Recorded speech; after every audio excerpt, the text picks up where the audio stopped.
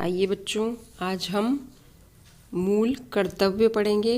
भारत के प्रत्येक नागरिक का मूल कर्तव्य क्या है अपने देश के प्रति। सबसे पहला है संविधान का पालन करें और उसके आदर्शों, संस्थानों, राष्ट्रध्वज और राष्ट्रगान का आदर करें। इनका अपमान कभी नहीं करना चाहिए, यह कानूनन अपराध है। दूसरा है स्वतंत्रता के लिए हमारे राष्ट्रीय आंदोलन को प्रेरित करने वाले उच्च आदर्शों को हृदय में संजोए रखें और उनका पालन करें। जो स्वतंत्रता के लिए जो आंदोलन हुए थे, राष्ट्रीय आंदोलन, उनके जो आदर्श थे उनको हमको संभाल कर रखना चाहिए और उनका पालन करना चाहिए। तीसरा है भारत की संप्रभुता, एकता और अखंडता को बनाए रखें और उसे अक्षुण्ण रखें, कभी खत्म न होने दें, सब मिलकर प्रेम भाव से रहें। चौथा है देश की रक्षा करें और आह्वान किए जाने पर राष्ट्र की सेवा करें। मतलब यदि हमारे जो मुखिया होते हैं देश के, वो आह्वान करते हैं तो सब मिलकर देश की सेवा करनी चाहिए, अपने राष्ट्र की सेवा करना हमारा धर्म है। पांचवा है भारत के सभी लोगों में समरसता और समान मातृत्व की भावना का निर्माण करें, जो धर्म, भाषा और प्रदेश या वर्ग पर आधारित सभी भेदभाव से परे हो।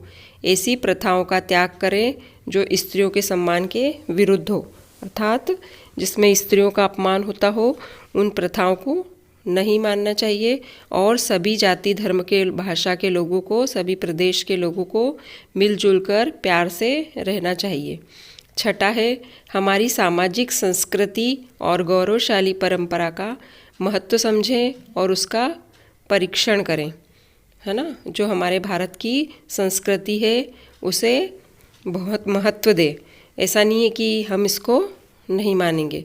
सातवां है प्राकृतिक पर्यावरण की, जिसके अंतर्गत वन, झील, नदी और वन्य जीव हैं, उनकी रक्षा करना हमारा कर्तव्य है और उन्हें संवर्धन करें, उनको संभाल कर रखें तथा प्राणी मात्र के प्रति दया का भाव रखें।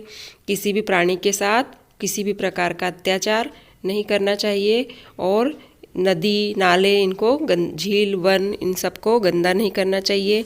इनकी हमें सुरक्षा रखनी चाहिए और इन्हें संभालना चाहिए।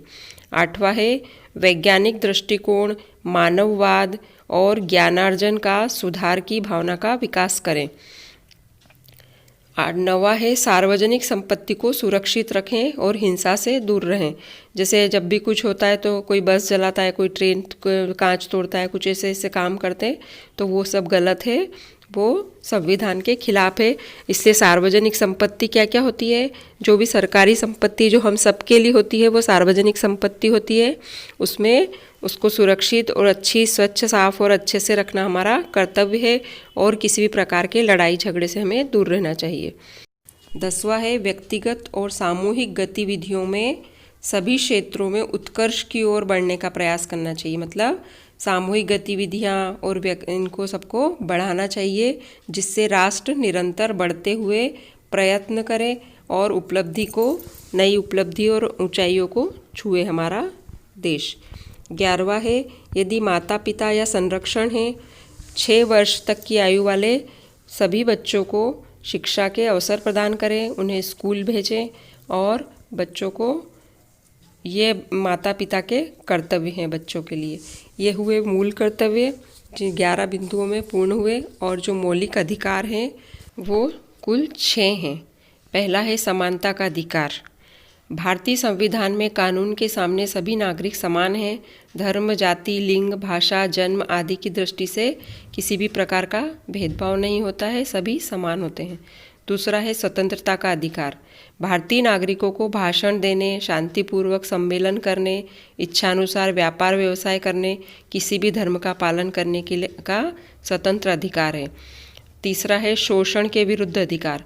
अगर किसी भी व्यक्ति का शारीरिक, भावनात्मक, मानसिक, आर्थिक या किसी भी तरह का शोषण किया जाता है तो उसके विरुद्ध वह व्यक्ति कानून की सहायता लेकर शोषण से मुक्त हो सकता है। चौथा है धार्मिक स्वतंत्रता का अधिकार। व्यक्ति अपनी इच्छा के अनुसार धर्म अपना सकता है, उसे स्वतंत्रता है कि वह अपनी पसंद के धर्म का पालन करे। 5वां है संस्कृति एवं शिक्षा संबंधी अधिकार। प्रत्येक व्यक्ति को अपनी भाषा और अपनी लिपि एवं संस्कृति को सुरक्षित रखने और शिक्षण संस्थाओं की स्थापना करने का पूर्ण अधिकार है। छठा है संवैधानिक उपचारों का अधिकार।